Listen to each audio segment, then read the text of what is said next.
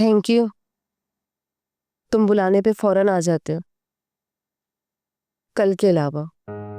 राबा जी मुझे शर्मिंदा ना करें आप। मैं सोच रही थी फवाद कि आज के बाद तुमसे मिलूं या फिर सारे ताल्लुक तोड़ लूं। राबा जी ऐसा मत सोचें आप। नहीं था नसीब में, बस नहीं हुआ। फवाद मेरे लिए ना ऐसे जिंदगी गुजारना बहुत मुश्किल हो गया है। मैं सोच रही थी कि शादी के बाद मैं किसी और शहर में मुंतकिल हो जाऊं, लेकिन ऐसा भी नहीं हुआ। मैं तुम्हें सिर्फ बताना चाह रही थी कि मैं ये घर बेचना चाह रही हूँ। खैर, मुझे लगता है कि मैं यहाँ नहीं रह सकती। मैं यहाँ से दूर जाना चाहती हूँ फवाद। अगर मैं मजीद यहाँ रही तो मेरा दम घुट जाएगा। राबा जी प्लीज आप ऐसा मत सोचें। अगर आप चाहें तो हम सब कुछ बुलाकर दोबारा अपनी जिंदगी के बारे में सोच सकते हैं। ये नहीं हो सकता फवाद। प्लीज तुम बुरा मत मानना, लेकिन हकीकत को तस्लीम कर लेना चाहिए तुम्हें। मनाहिल तुमसे मोहब्बत करती है, तुम्हें उसकी मोहब्बत कबूल कर लेनी चाहिए। तुम्हारे साथ वो बहुत अच्छी लगती है। तुम मुझे नहीं मिले तो क्या ये मेरी बदकिस्मती है? लेकिन मैं जानती हूँ फवाद के वो तुम्हारे बगैर नहीं रह सकती। यही सच है। वो चाहे लाख छुपाए, लेकिन यही बात है। अब ऐसा तो मत बोलें आप। अब थोड़ा वक्त ले लें, हम इस मुश्किल से भी गुजर जाएंगे और फिर हम जो चाहते थे वो हो सकता है। नामुमकिन है फवाद। प्लीज मुझे दोबारा तंग मत करो। मैं कितनी मुश्किलों से खुद को निकालने की कोशिश कर रही हूँ और तुम फिर से कोई बातें कर रहे हो। मैंने तुम्हें सिर्फ यही बताना था। आप हमेशा अपनी बात करती हैं, कभी मेरी तो सुन लिया करें।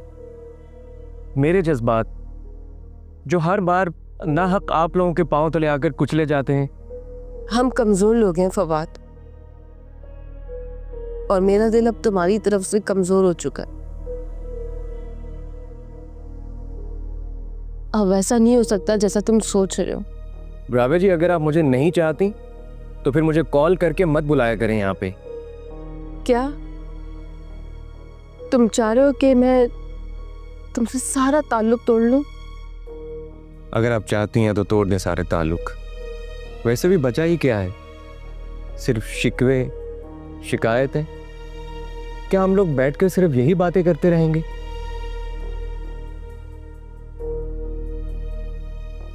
आपको पता है कि मैं जब पहली बार आपसे मिला था और मैंने यही सोचा था कि मैं अपनी सारी जिंदगी आपके साथ बसर करूंगा, लेकिन मैं ये नहीं जानता था कि इसका अंजाम इतना बुरा होगा। एनीवे फवाद, मैंने तुम्हें बताना था, बता दिया। मैं ये घर बेच रही हूँ और शायद मैं ये शहर छोड़ के भी चले जाऊंगी, यहाँ से बहुत दूर।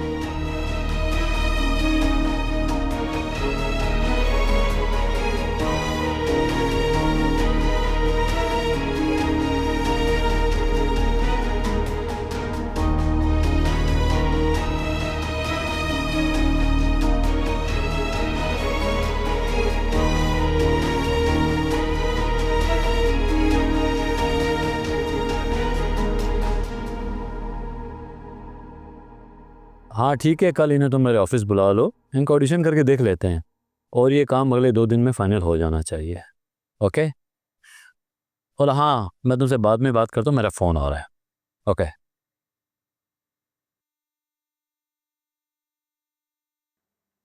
Hello dad. हेलो मलाल बेटा, मैं तुम्हें अपनी ज़िंदगी में कामयाब देखना चाहता हूँ। Thank you dad. एक और बात तुम्हें बता देना चाहता हूँ, मैंने रुखसार का रवैया देख लिया और मैंने सोच लिया है कि मैंने क्या करना है, लेकिन हम इस वक्त उससे झगड़ा मोल नहीं ले सकते। डैड प्लीज उससे पीछा छुड़वाएं। अगर रुखसार ने फिर इंटरफेयर किया तो मैं आपसे नाराज हो जाऊंगी।